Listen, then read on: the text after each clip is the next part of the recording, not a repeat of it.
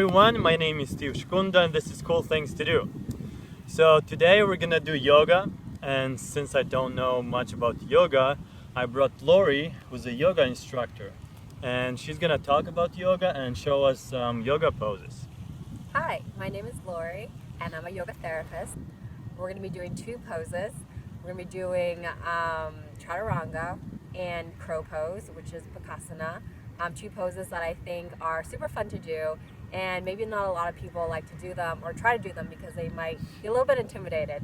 So I'm going to show you guys how to do it, and then I'll teach Steve how to do it. Nice. And I hope you guys enjoy our show today.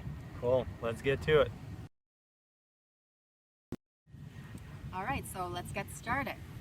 So first we're going to put your hands at the top of your mat. You want to make sure your shoulders are right above your wrists. And as we start in high plank, we're going to first start the knees on the floor, and then I'll do it again with the knees off the floor. The knees on the floor is mainly for beginners or people who are still working on their core strength. So you want to also make sure when you're doing yoga that you start from the beginning, you don't take any shortcuts, because you really want to build strength where you need it so you can actually go to the next level. So here we go. Here we go with the shoulders above the wrists, and then we're going to actually tip forward, bringing the elbow to a 90-degree angle right beside your ribs. So this is chaturanga right here, and then inhale back up to our high plank. Now we're going to do it with the knees up the ground. So this is high plank right here. How straight is my back? Straight. Awesome. Okay, so now we're going to do this again. On the floor. So you're going to go ahead and bring it up to 90. And then back up. And that's chaturanga. And I'm actually going to link it together. This is a very common sequence that a lot of yoga teachers teach. And I will show you how it links. So you find yourself in high plank, and then low plank, and then upward dog, and then down dog. And that's your chaturanga. So now it's my turn and Lori will guide me through the movement.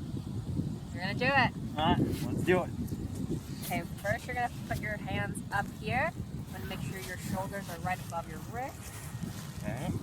Well, you want to start with your knees on the floor too. You want to make sure we have the optimal amount of space in between your body. Okay, go ahead and tuck your toes and bring your legs up.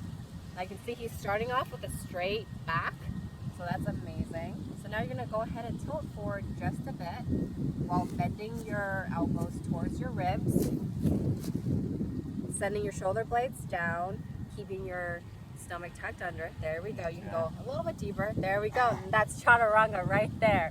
He's got it. All right, back to high plank. I don't want to torture you any more than you have to. And since he did that so well, we're going to actually tie it together back in that sequence. Should I do this with you? I'm not sure. Yeah. Okay, so here we go. We're going to find ourselves in high plank. Now we're going to go ahead and tilt forward, bending at the elbows, squeezing the elbows towards the ribs, holding the core tight. Then we're going to go ahead and put the feet down on the floor, sending our hips towards the ground, but still holding the core up. And up dog, and then tucking the toes under and pulling the hips up in down dog. And there we go. That was our sequence and chaturanga.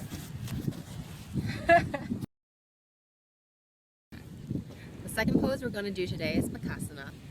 I wish I had a block, but I don't. So we're just going to pretend by tiptoeing. So when you first do this, you want to make sure your hands are hip distance apart. And then you're going to slowly find a spot for your knees to go. And maybe this is your pose today. And that's fine. So you want to start here. Start always just kind of tipping, seeing if you can get on your hands here. And when you're feeling more comfortable, go ahead and bring one leg up. Maybe the other one. And then when you feel more comfortable about it, you want to make sure maybe you put a pillow in front, maybe do it at the park where there's nice soft grass. And then you can go ahead and start tipping forward even more and finally bringing the feet up. And go back slowly down, and there you are, and that was co-pose Bakasana. Now that I've shown you guys how to do it, now it's Steve, Mr. Cool Guy's turn to make an attempt. So here we go. Alright, so you're gonna first put your hands on the mat, bring your feet together, and go ahead and try to place your knees along your arms somewhere. Just try to tilt this forward, finding your spot, maybe bring it a little bit higher. Right there? Okay. So now go ahead and make sure, you also want to make sure your weight is evenly distributed between your hands there. It's important to make sure you don't break your wrists or something like that. Now go ahead and tilt slowly forward, feeling the weight of your body along your arms. And then slowly bring one leg up or one foot up at a time. There you go for one leg. Try the other one.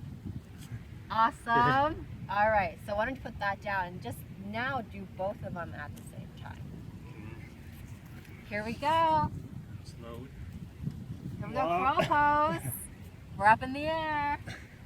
And he's laughing, so it must be good. Awesome, you did a great job. So that was yoga class. I hope you learned something today. I did. Thank you, Lori, for coming. That was a great class. You're very welcome. I hope you guys had fun as well. So now we're going to put our hands together at heart center, bowing down. Namaste. Namaste.